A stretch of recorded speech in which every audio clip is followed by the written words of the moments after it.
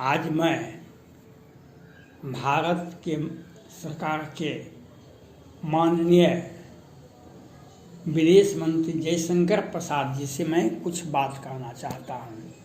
कल वे बोले थे चीन से वार्ता हो रहा है और भविष्य में कोई हिंसक झड़प नहीं हो, इसके लिए समझौता होगा। माननीय विदेश मंत्री जी, आप जो बोल रहे हैं, आप 75 मिनट की 55 मिनट चीन के विदेश मंत्री से आप बातचीत किए और आप यह कहते हैं भविष्य में चीन से झड़प नहीं हो, इसके लिए एक संयुक्त विचार विमर्श हुआ है, एक समझौता होगा। आप IAS होंगे या IFS, आप विदेश सचिव तक बन चुके हैं, आज विदेश मंत्री बने हुए हैं। आप यह कैसे कहते हैं? आप पॉलिटिकल साइंस भी पढ़े होंगे और हिस्ट्री भी पढ़े होंगे। नेपाल जो कल कहा था काला पानी लिपु लेक नेपाल का हिस्सा है, यह पहले कभी कहा था? कभी कहा था इसके पहले?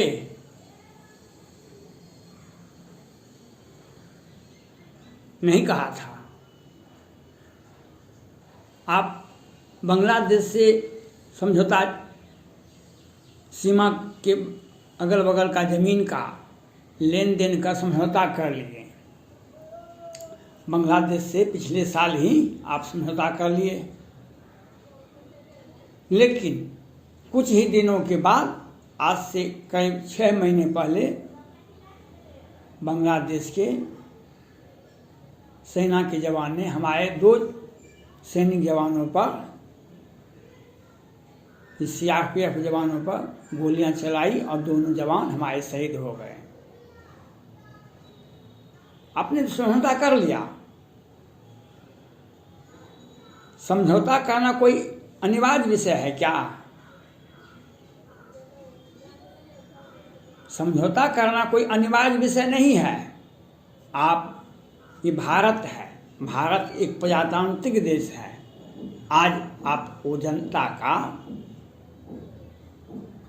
मत मिला है, वोट मिला है। आप केंद्र में माननीय नरेंद्र मोदी जी माननीय प्रधानमंत्री हैं और आप उनके मंत्रिमंडल के सदस्य हैं। ये बात है। उस सपना सामने में जो काम है वह काम करने का अधिकार है आपको। भविष्य की चिंता आपको कौन दे दिया है? विदेश नीति ऐसे नहीं बनता है। विदेश नीति, पहले का विदेश नीति क्या होता है? सत्ता बदल जाने से विदेश नीति नहीं बदलता है। अभी अमेरिका के राष्ट्रपति माननीय जो बाइडेन साहब हैं, जो बाइडेन साहब 2 दिन पहले के दुनिया में जितना भी, विश्व में जितना भी इस्लामिक कट्टरवादी देश है, भारत उससे अकेले ही लड़ लेगा। भारत जितना भी कट्टरपंथी इस्लामिक देश है,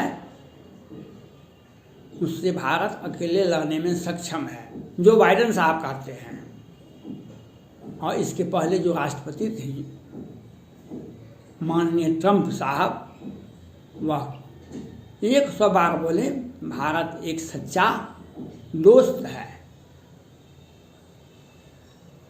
ट्रंप साहब भी हमको, भारत को एक सच्चा मित्र मानते हैं और जो बाइडेन साहब भी वही मानते हैं। तो वह पहले से भी दोस्ती थी, आज भी दोस्ती है। चीन से नहीं हमारा पहले दोस्ती था, नहीं आज दोस्ती है। आप दोस्ती कैसे कर लीजिएगा? समझौता कैसे कर लीजिएगा? कहीं कर भी लिए आप तो आप फंसिएगा। काहे, ये भारत है, ये चीन नहीं है और रूस नहीं है, ये कम्युनिस्ट देश नहीं है भारत, ये प्रजातांत्रिक देश है। सत्ता बदलते रहता है, बहुमत मिलने पर भी सत्ता बदल सकता है। जैसे अटल बिहारी वाजपेयी जी की सरकार कुछ मत से ही गिर गया, कल आपके पार्टी में विभाजन हो जाएगा, आपकी सरकार गिर जाएगी। आप विदेश नीति को कैसे चला रहे हैं? विदेश नीति होता है, आज का विदेश नीति क्या है, आप भविष्य का विदेश नीति पर चलना शुरू कर देते हैं। विदेश नीति ऐसे नहीं बनता है। आज देखिए, अमेरिका का सत्ता बदल गया। जनवरी में 20 जनवरी को जो बाइडेन साहब शपथ ग्रहण किए, कहाँ विदेश नीति बदला? थोड़ा सा भी, और बदलेगा भी तो 5 से 10%। विदेश नीति नहीं बदल सकता है।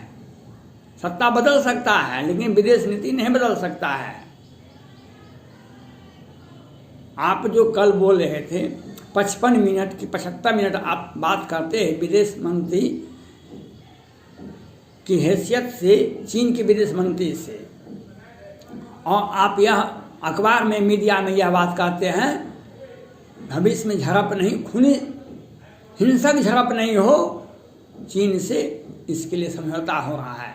अगर मान लिया जाए हिंसक झड़प हो जाएगा तो क्या करेगा भारत? आप विद्वान आदमी हैं, गीता आपने पढ़ा होगा। पांडव और कौरव दोनों एक ही वंशज के, एक ही खानदान के, बड़ा भाई छोटा भाई का बेटा था। महाभारत इतना युद्ध आज तक न दुनिया में कभी हुआ था, नहीं होगा, आज नहीं हो, भविष्य में भी नहीं होगा। दो भाई के बीच में झंझट हुआ तो क्या हो गया? महाभारत हुआ, जबकि एक ही घर, एक ही खानदान के लोग थे। आप जो यह कहते हैं भविष्य में हिंसक झड़प नहीं होगी चीन के साथ, यह आप लिखित दे सकते हैं, कह सकते हैं।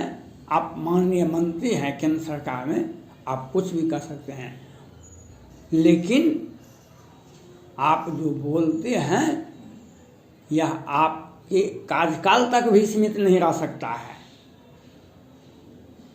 कल का परिस्थिति क्या होगा? जब भगवान राम लंका पर चढ़ाई करने के लिए जा रहे थे, समुद्र से रास्ता मांगने के लिए गए। विभीषण जी ने कहा, हे प्रभु राम, समुद्र आपका ही वंशज है, आप उनसे रास्ता मांग लीजिए। लखनलाल ने प्रतिरोध किया कि यह कायर आदमी का काम है, देव देव आलसी पुकारा, आप रास्ता नहीं मांग सकते हैं समुद्र से। प्रजातांत्रिक देश था उस वक्त भी। भगवान राम ने लक्ष्मण को समझाया, जैसा तुम कहता है वैसा ही होगा, लेकिन वे विधिवत रास्ता मांगने के लिए समुद्र से गए, लेकिन समुद्र तो समुद्र था, वह रास्ता नहीं दिया। तब भगवान राम ने लखनलाल से को कहा, अपनी सेना को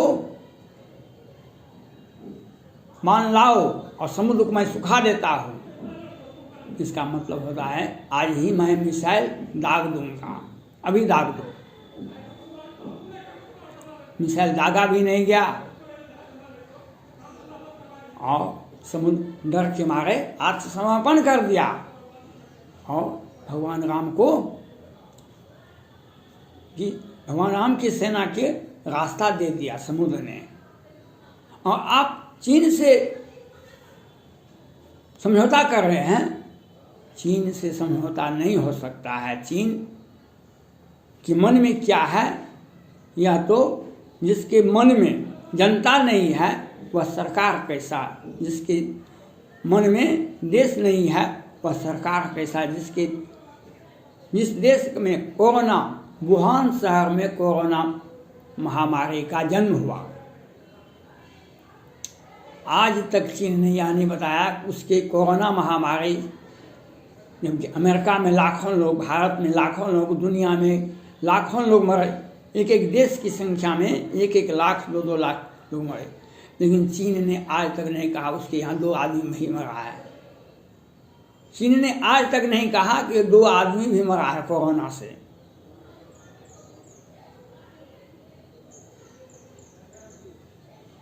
लिपुल लेक, लद्दाख, लेह लद्दाख में वहाँ जो छुप करके चीन की सेना, जो हमारे भारतीय सेना पर हमला किया, तो पहले तो हमारा सेना शहीद हो गया 20 जवान, लेकिन हमारे भारतीय जवान तो चीन के 3 जवान मिला करके हमारे 1 जवान होंगे।